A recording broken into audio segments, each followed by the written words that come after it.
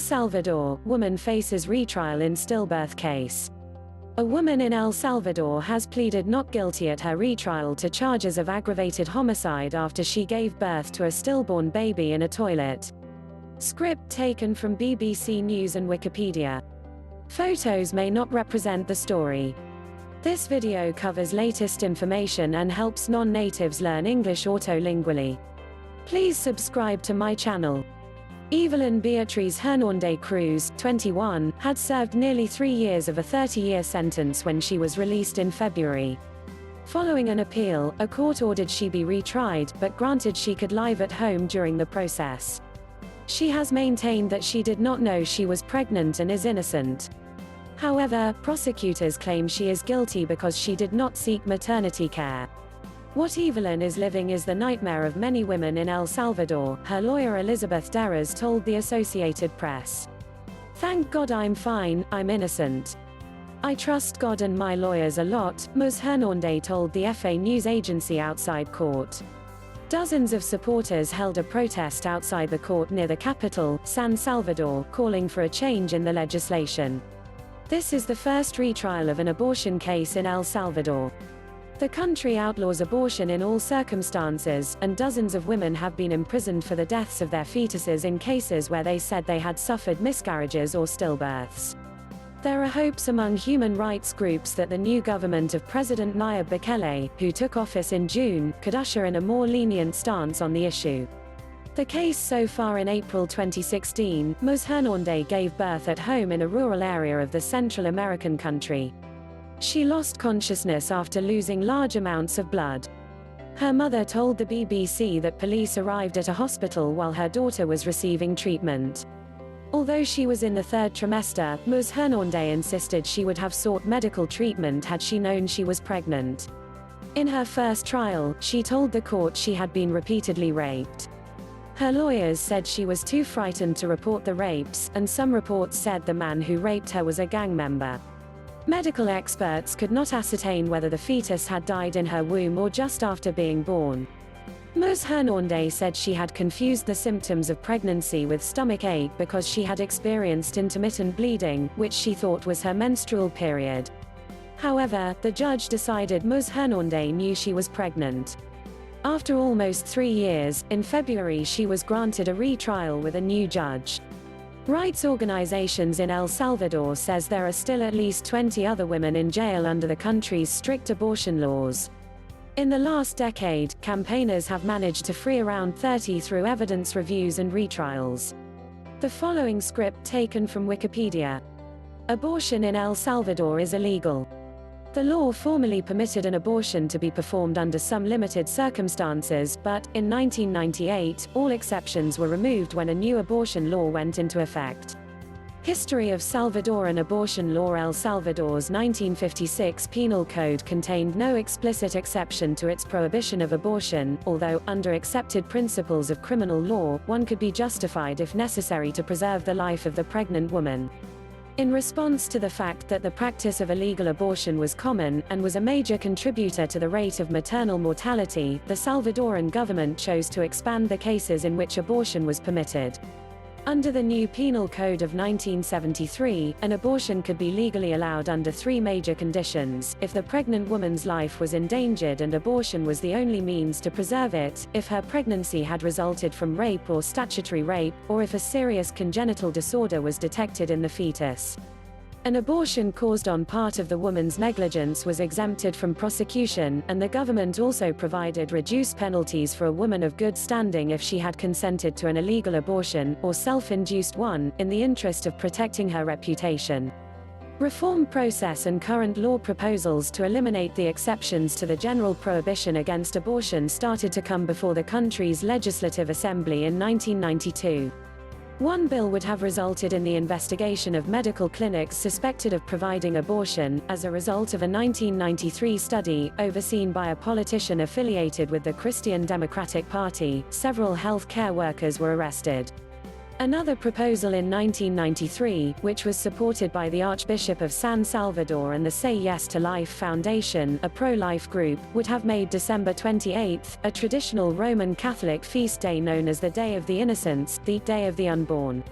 In 1997, the Nationalist Republican Alliance (ARENA) submitted a draft bill, designed to amend the Penal Code to withdraw all grounds under which abortion was then permitted. On April 25, 1997, the Legislative Assembly voted 61 out of 84 to approve this modification to the code. On April 20, 1998, the new Penal Code was enacted, removing the exceptions that had been instituted in 1973, including the provision for the pregnant woman's life. Under this code, a person who performs an abortion with the woman's consent, or a woman who self-induces or consents to someone else inducing her abortion, can be imprisoned for 2 to 8 years.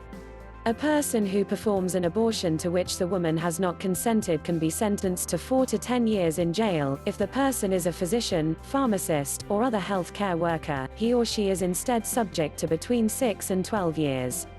El Salvador also amended its constitution in January 1999 to recognize human life from the moment of conception. Objections to the law. The organizations IPAS, MADRE, and Women's Link Worldwide submitted a report to the United Nations Human Rights Committee in which they contended that the El Salvadoran law against abortion violates several treaties that El Salvador has ratified: the International Covenant on Civil and Political Rights (ICCPR), the International Covenant on Economic, Social and Cultural Rights (ICESCR), the International Convention on the Elimination of All Forms of Racial Discrimination (CERD), the Convention on the Rights of the Child (CRC), and the Convention on the Elimination of All Forms of Discrimination Against Women (CEDAW). They point out that the Constitution of El Salvador protects every person's right to life, liberty, security of person, and social justice. Furthermore, it establishes that all persons are equal before the law and there can be no restrictions based on race, gender, or religion. El Salvador's criminal anti-abortion legislation violates all of these constitutional and human rights established in the previously mentioned international conventions. Continued practice of abortion in El Salvador. Unsafe abortion is a serious public health problem and the second direct cause of maternal mortality in El Salvador. In 1994, the third most prevalent cause of mortality among adolescent girls was pregnancy and postpartum complications. Some of the girls arrested for trying to have abortions are as young as 10. It's a drain on resources in a country where health care expenditures in 1997 were $24 per person per year. The criminalization of abortion has extremely serious consequences for women's lives and health. Abortions performed under dangerous conditions, high mortality and morbidity rates, and a lack of reliable studies that could help health services provide better care to their clients, including women who have had abortions in unsafe conditions. This situation is further exacerbated by the persecution of women by the Salvadoran justice and health systems. In some cases, therapeutic abortions are performed by physicians in medical settings, and justified as other procedures, e.g. a laparotomy, abdominal incision, rather than an abortion. Miscarriages. Many low-income women who have a miscarriage or a stillbirth are often prosecuted. Oftentimes they are reported by medical personnel to the police and subsequently arrested in the hospital. They are wrongly accused of abortion or homicide and sentenced up to 40 years in prison. Currently, there are 17 women in prison for pregnancy-related complications that have not had due process while being prosecuted. Abortion methods in El Salvador. Doctors in El Salvador report that women seeking abortions use a wide variety of methods: clothes hangers, metal rods, high doses of contraceptives, fertilizers, gastritis remedies, soapy water, and caustic fluids, such as battery acid. The most common methods are pills, such as cytotec and potassium permanganate, inserted vaginally, catheters to inject soapy water or caustic liquids, rods of any type of material to penetrate the uterus, injections of unknown solutions, or a combination of abortion methods, such as pills, a catheter, and an injection, or pills and a metal rod. Using pills, catheters, injections and rods can kill a woman or injure her permanently. In addition to having only dangerous methods at their disposal, the women being tried for abortion were forced to self-induce abortions in their homes, in unsanitary conditions or in clandestine clinics that could not guarantee adequate procedures. If complications arise due to the conditions in which the abortion was practiced, they are then at risk of being reported by hospital staff who treat the complications. All of this highlights the risk to life, health, security of person and liberty that terminating an unwanted pregnancy represents for young, low-income women in El Salvador. The lack of contraceptive information and the ban on abortion put women's lives at risk, particularly when they are young. 1/3 of the women giving birth are 19 or younger, and a handful are 10 to 14 years old. Case of Beatríz. In 2013, a case arose of a pregnant 22-year-old woman, identified as Beatríz, who, due to lupus aggravated by loss of kidney function, was told by doctors that she would likely die if she gave birth and that the child, due to its anencephaly, would likely have only a few hours of life. Her doctors requested permission from the government to perform an abortion because the fetus was non-viable and Beatríz was likely to die. When the case came before the Supreme Court, the court denied Beatríz's request. She was given permission to have an early cesarean section, the same procedure that would have been used had the court ruled in her favor. Legally, this was not an abortion because the fetus was incubated and given fluids. The child died 5 hours after the procedure. Beatríz was able to recover and leave the hospital. The case was identified by reproductive rights activists as evidence of a lack of progress towards the goals of the 1994 International Conference on Population and Development, which affirmed reproductive rights as human rights and emphasized the importance of reducing maternal mortality. Thanks for watching.